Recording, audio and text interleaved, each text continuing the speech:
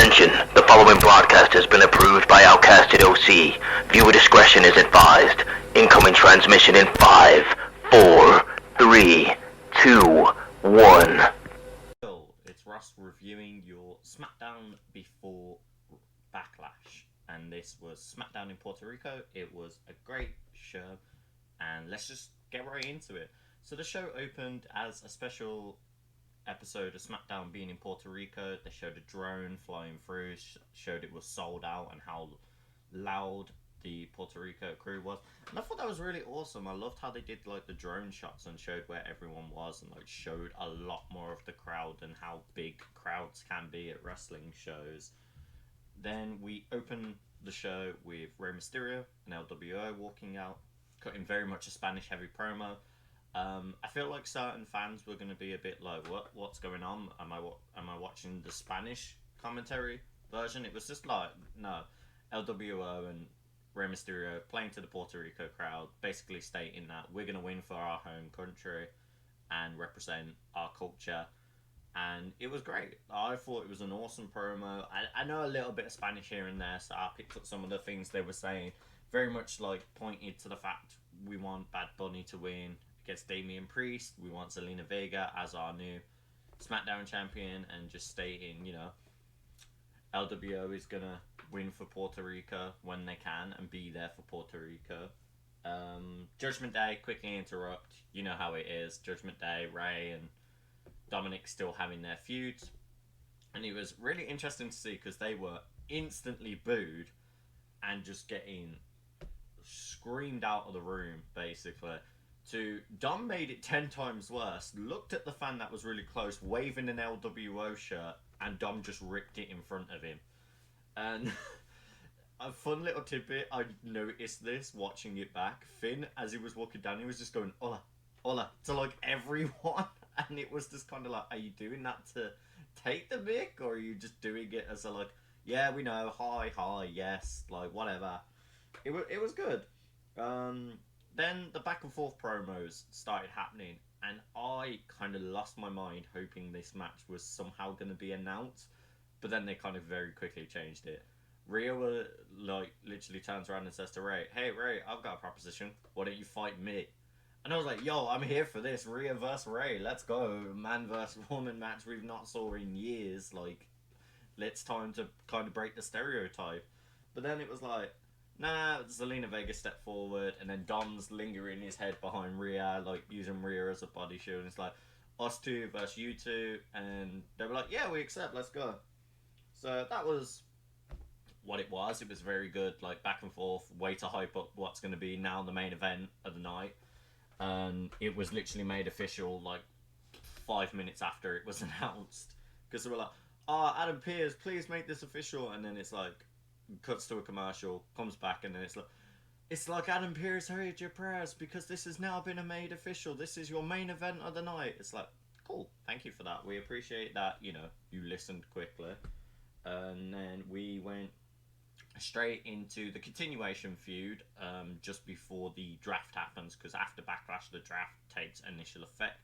So it is OC versus Viking Raiders, because Viking Raiders are moving to Raw now. So it was a great match because it was just the Good Brothers versus the Viking Raiders. There wasn't much of like AJ Styles getting involved, which was awesome because I'm like, yo, they're letting him recover, they're letting him hype up the rest of the guys, but he's there in spirit, which is awesome. And I liked how he hopped on commentary, and it was a lot of fun having him on commentary, especially him talking about the World Heavyweight belt. It's like, we need to take this belt seriously. If you don't want to go for this belt, why are you even in WWE? Like, everyone wants that type of belt, which I heavily agree on. And then that then led into them talking about they're going to reveal the tournaments that are going to happen and just state who might be in it, who might not.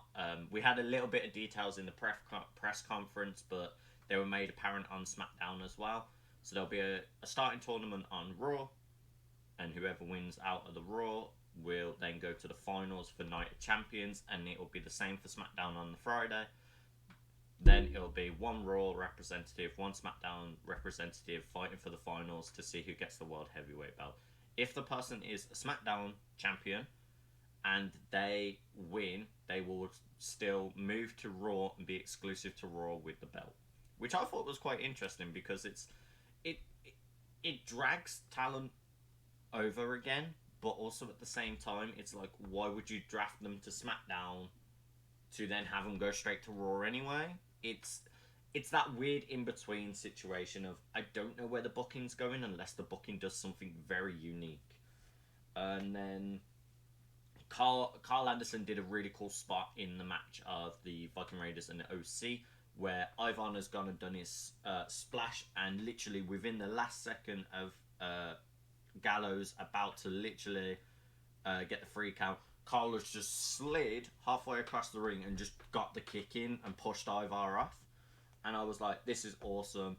You had Valhalla then trying to distract them, and while Valhalla was distracting, Mia literally ran, double drop kicked her, and that gave enough opportunity for the OC to do the Magic Killer, the 1-2-3. Awesome that they got the win. I'm glad like the Good Brothers and the OC are getting the push they now can have and start getting a bit more wins and looking strong with AJ returning, because they were off screen until AJ returned, which I understand why they did that, because if you're trying to build factions and your leader's kind of out of the scene, how do you build the others? But it still sucked they were away for so long, because it's like, we've just rehired them and you've kind of stopped because one of them's got injured. It was a bit they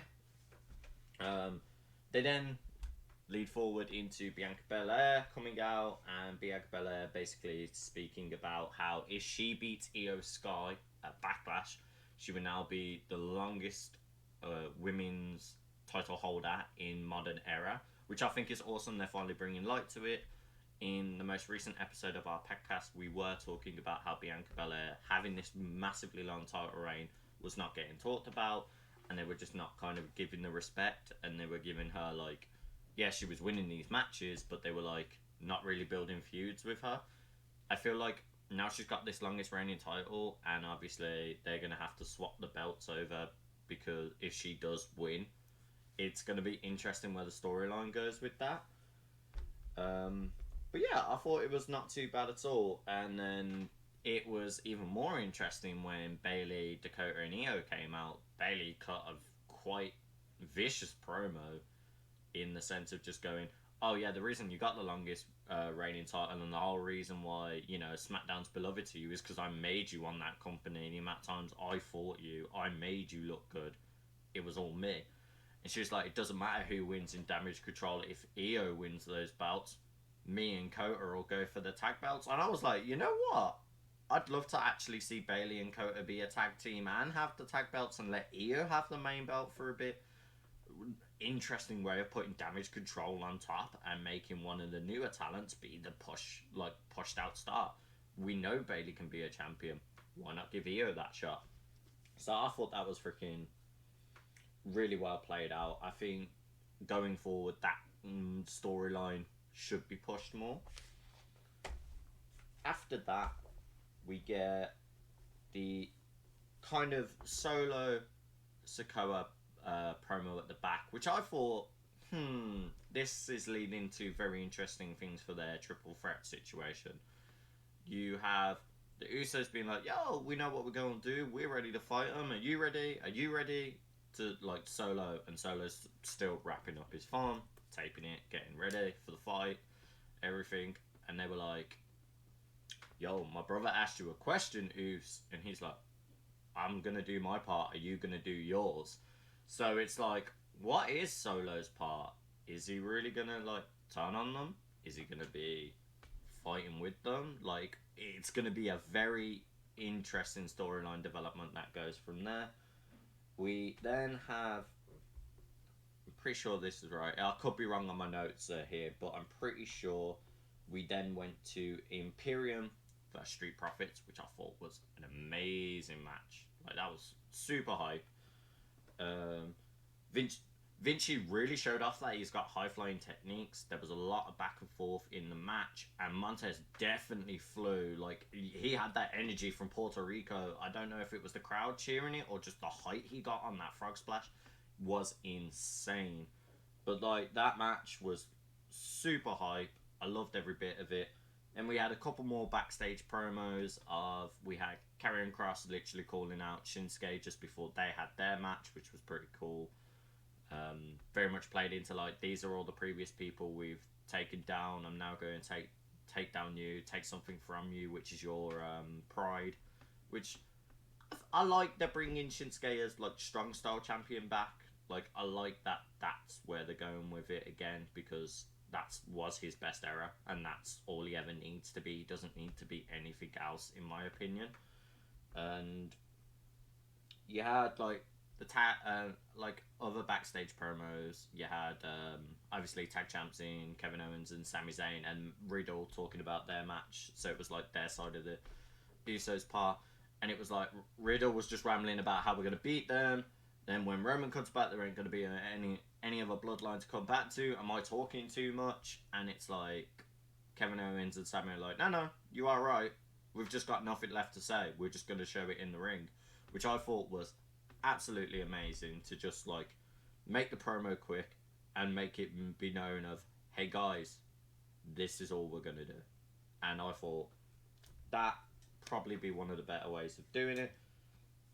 And then in the match we got Karrion and Shinsuke. That happened. Shinsuke got a massive pop as soon as he walked out. Everyone singing his music, and it was nice to just hear that fanfare in a bigger crowd. He's definitely winning over the fans again, just being himself, which is amazing.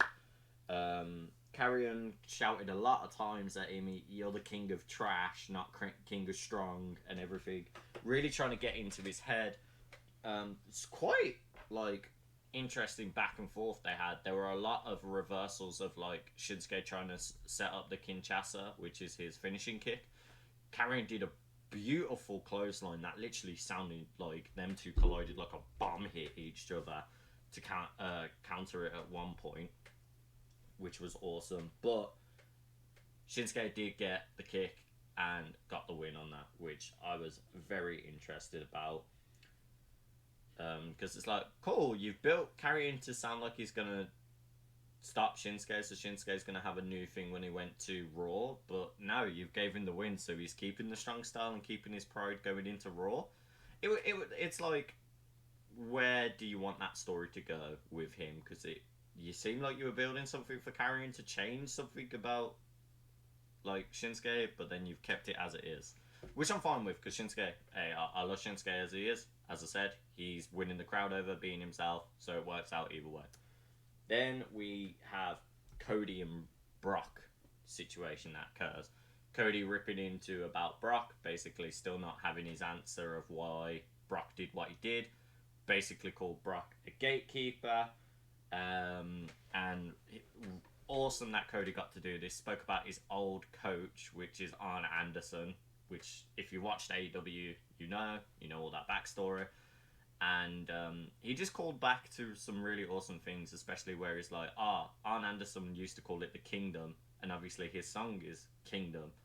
So it's just all tying in very nicely, very butter smooth type promo, and just slapping into Brock being like, I will get my answer of why he did it when I beat him out of it at Backlash, which I was fully here for. That crowd woe as well.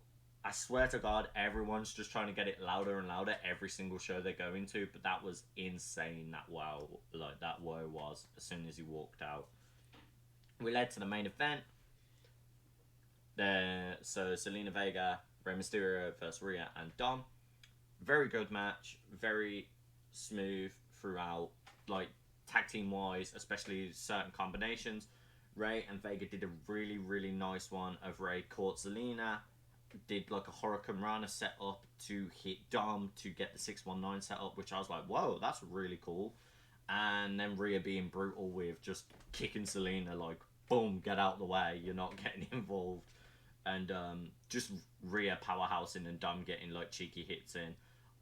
The crowd super booed him when Dom started doing, obviously, shades of Eddie Guerrero, doing the Three Amigos, doing each one. And the crowd just booed the heck out of it. Really great match.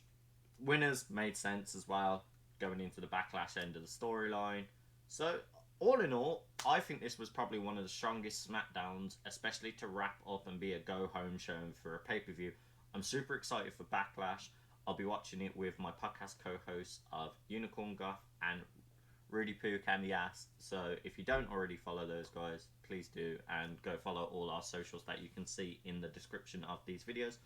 And comment what was your favourite part of Smackdown, and also any Backlash predictions or what you thought of Backlash, because by the time this video comes out, Backlash has already probably been and gone. Thanks anyway.